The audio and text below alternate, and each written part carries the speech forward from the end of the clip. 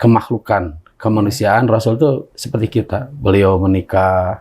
Ya kan dia mah nabi, kan orang mah manusia biasa. Padahalnya nabi pun manusia biasa ya, walaupun ya Kecerdasan ilmu umum tanpa dibarengi oleh kecerdasan agama, itu tetap dikatakan bodoh. Yang paling utama nomor satu di antara kalian adalah orang yang pandai mengembangkan akal pikirannya. Betul kan? Assalamualaikum warahmatullahi wabarakatuh. Halo sahabat Salman semua, kembali lagi kita di Tanya Ustadz. Suatu program yang insya Allah akan memberikan ilmu-ilmu baru kepada kalian semua yang menonton video ini. Nah, pada Tanya Ustadz episode hari ini, kita akan membahas suatu hal yang berkaitan dengan suasana di bulan ini ya, yaitu bulan ini seringkali kita ingat dengan ritual perayaan Maulid Nabi, di mana Maulid Nabi itu memperingati kelahirannya Nabi Muhammad SAW. Nah, di video ini kita akan membahas tentang Nabi Muhammad SAW. Nah, tentunya saya tidak akan membahas sendiri, nanti ada narasumber yang akan menjawab pertanyaan-pertanyaan yang akan saya ajukan ke beliau. Dan tentunya narasumber sudah ada di tempat, mari kita sapa beliau. Assalamualaikum warahmatullahi wabarakatuh, Ustadz. Waalaikumsalam warahmatullahi wabarakatuh. Alhamdulillah bisa bertemu lagi dengan Ustadz Aceng ya, untuk mengisi Tanya Ustadz hari ini. Gimana kabarnya, Tad? Alhamdulillah, sehat. Gimana di bulan ini, Tad, yang dimana kan Maulid Nabi itu perayaan dengan suasana Maulid Nabi, apakah Ustadz ikut merayakan? Saya terlibat di kepanitiaan di kampung saya, kemudian di wilayah-wilayah tertentu yang masjidnya atau pengurus masjidnya akrab dengan saya. Jadi kalau yang saya lihat itu mereka masih dalam perencanaan tanggal berapa kita adakan acara, kemudian siapa yang penceramah yang diundangnya. Alhamdulillah saya ikut kepanitiaan di kalangan mereka. Oh, jadi ikut kepanitiaan aja, nggak ngisi jadi penceramah? Ada beberapa masjid yang double penceramah ya. Penceramah lokalnya, misalkan saya. Kemudian panitia mengundang juga penceramah dari luar. Masya Allah. Nah, bicara tentang Maulid Nabi ya, secara namanya juga kan Maulid itu hari kelahiran Nabi gitu. Dan ya dengan ada perayaan itu untuk mengingat Nabi Muhammad SAW.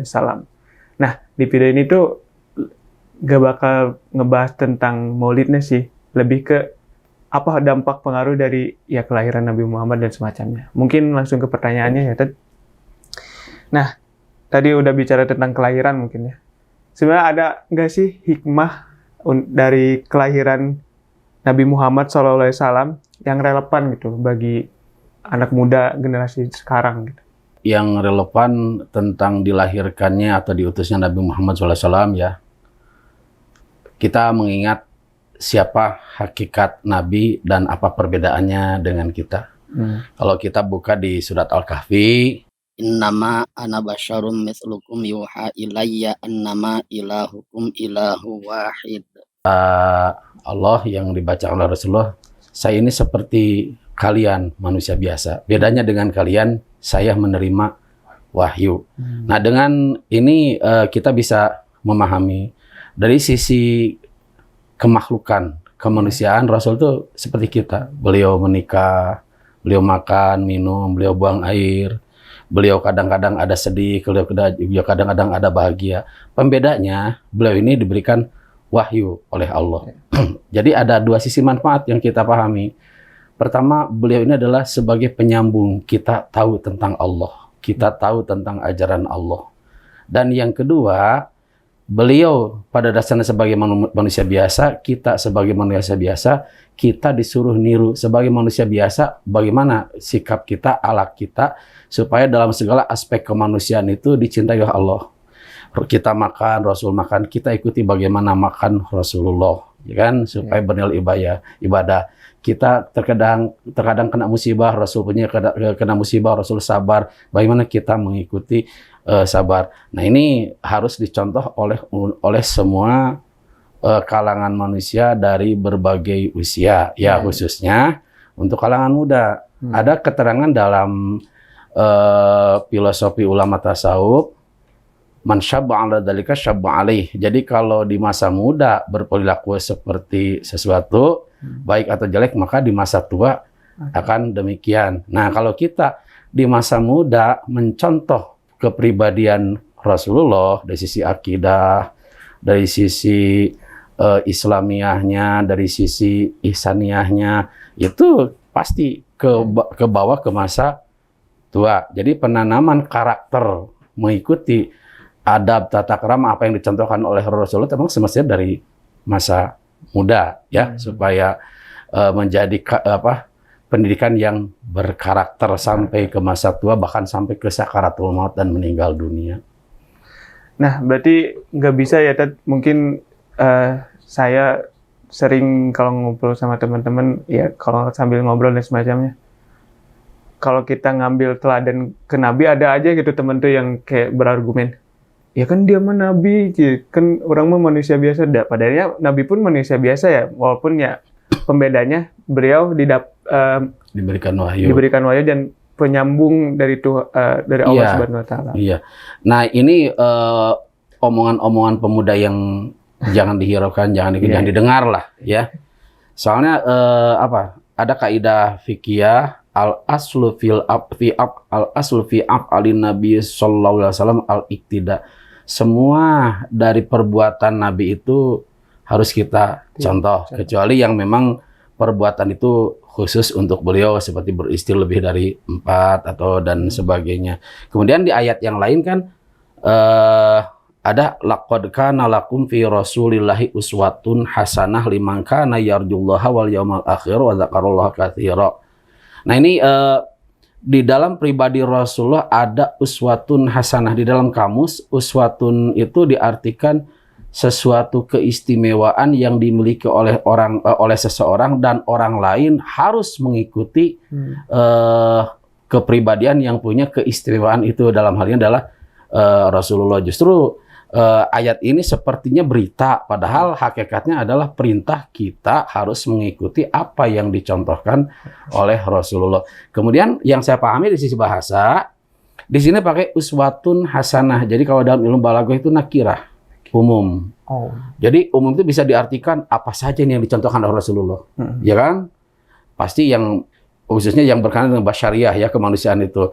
Kemudian siapa yang harus mengikuti Rasulullah? Di sini berbagai kalangan harus istiqomah, berusaha ikut atau menuruti atau mengikuti apa yang dicontohkan oleh Rasulullah Shallallahu Alaihi Wasallam ya. Nah, padahal emang karena dengan mencontoh sifat-sifat dari Rasulullah pun kita dapat pahala juga ya, Tad? Ya, Jadi pasti. nggak bakal ada hal yang sia-sia lah gitu ya. Seperti ini aja ya, di ayat yang tadi saya bacakan, setelah Allah mengatakan uswatun hasanah liman kana yarjullah, di situ siapa yang mau menemukan yang bertemu dengan Allah, bertemu dengan hari kiamat.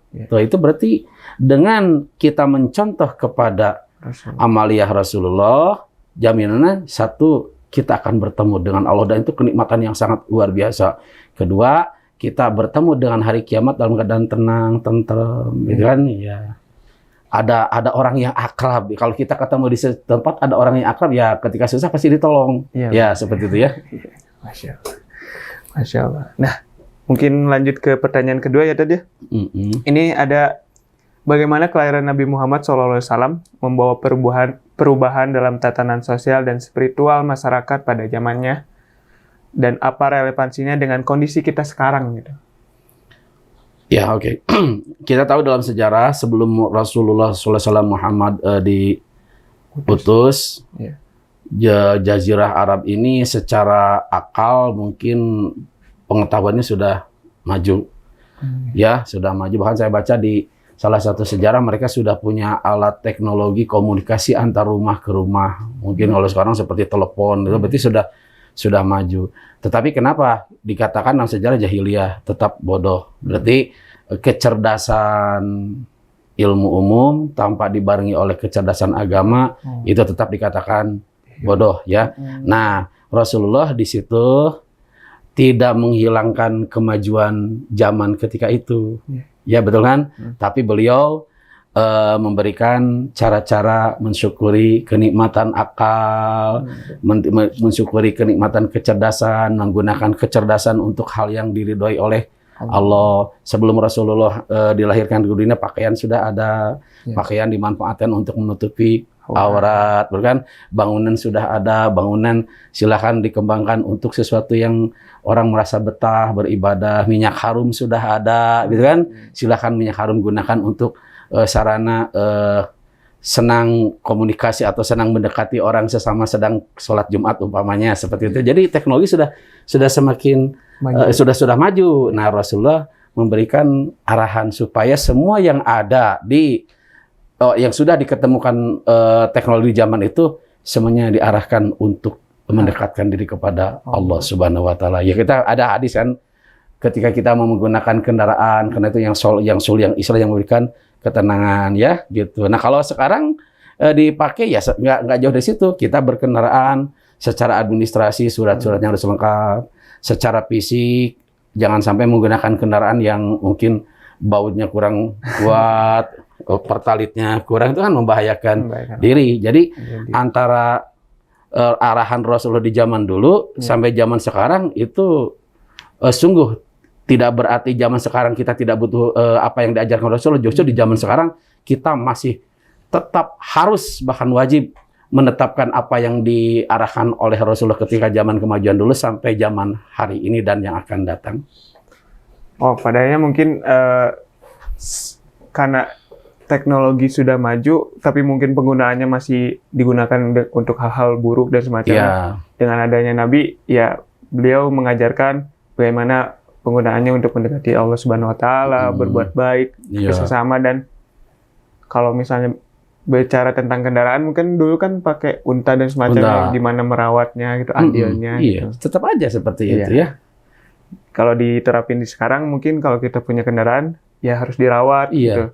Kalau misalnya sampai ada yang rusak terus berbahaya di jalan, kan ngebahayain yang lain juga. Iya, jadi bukan berarti zaman dulu sama zaman sekarang berbeda cara menggunakan apa yang diarahkan oleh Rasulullah. Justru zaman sekarang tetap harus kita dalam segala aspek itu diarahkan dengan untuk tujuan agama Allah, ya kan? Nah, itu Rasulullah. Masya Allah.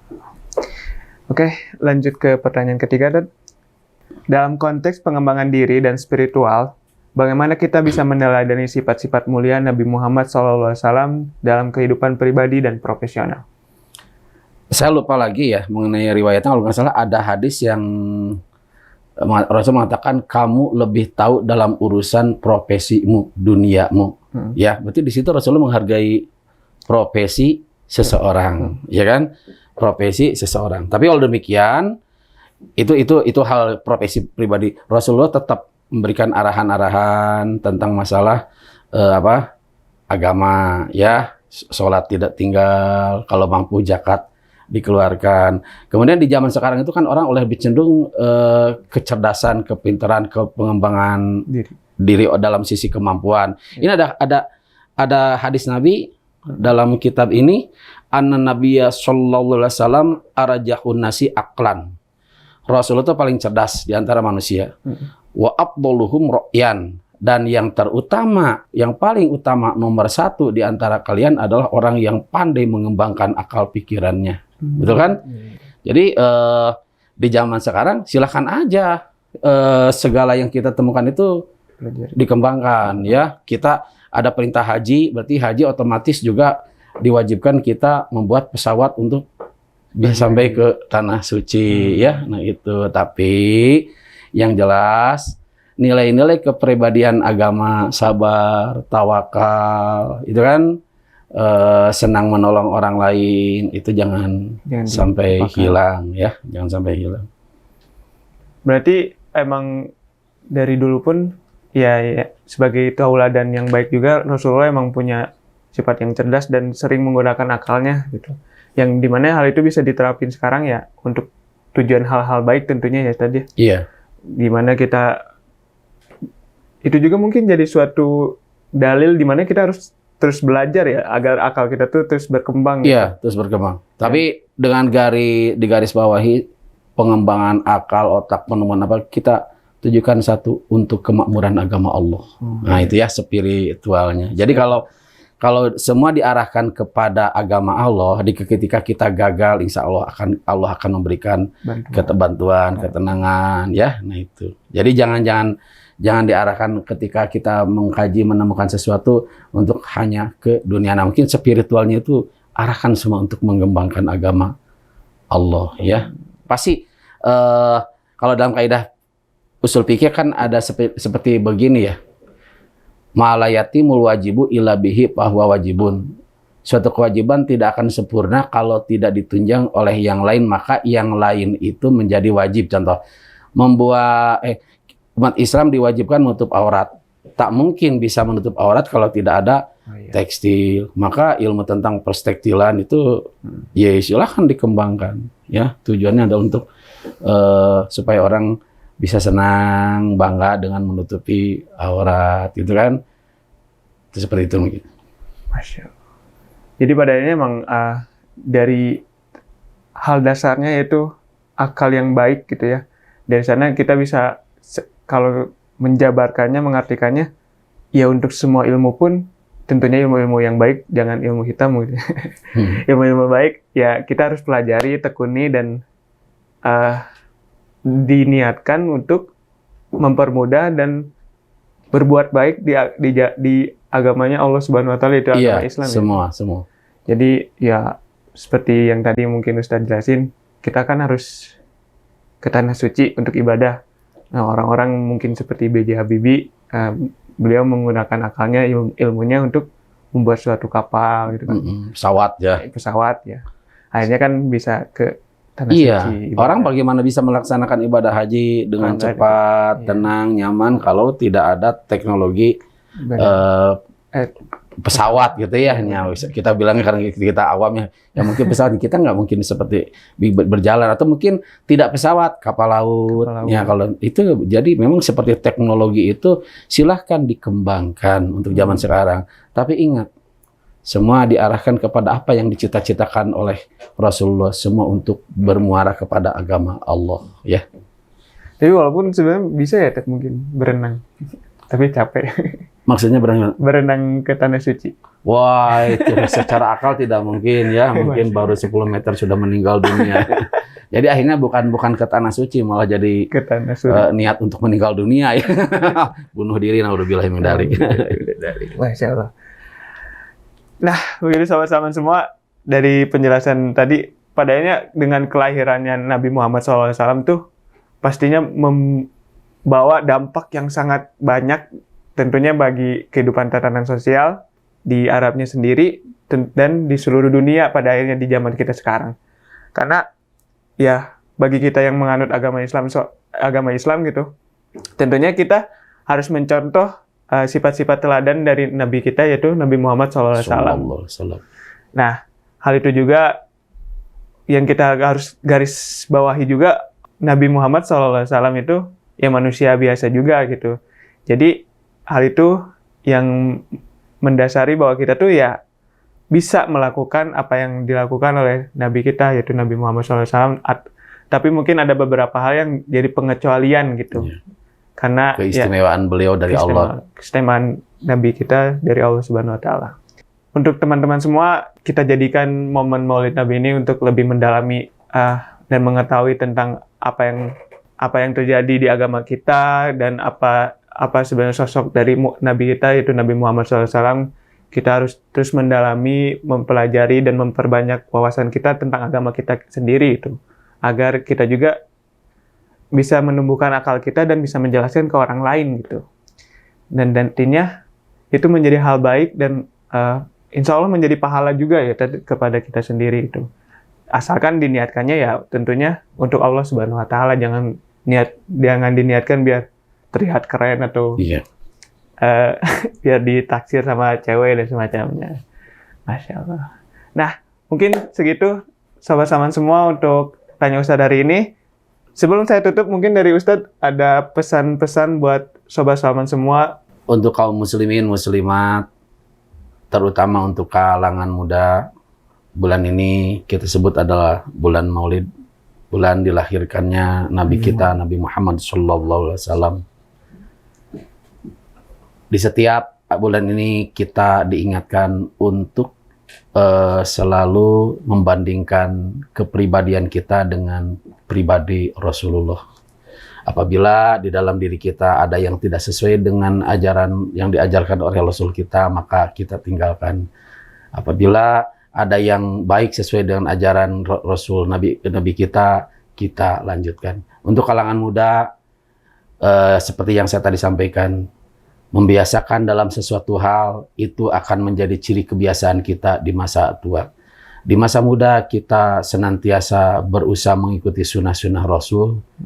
Insya Allah di masa tua akan menjadi pendidikan yang berkarakter pada diri kita, bahwa kita senang mengamalkan apa yang dicontohkan oleh Rasul kita, yang Nabi Muhammad SAW. Itu mungkin. Alhamdulillah, terima kasih Ustadz Aceng atas waktunya sudah mau mengisi Tanya Ustadz lagi. Dan buat sobat Saman semua, terima kasih udah menonton video ini dari awal sampai akhir.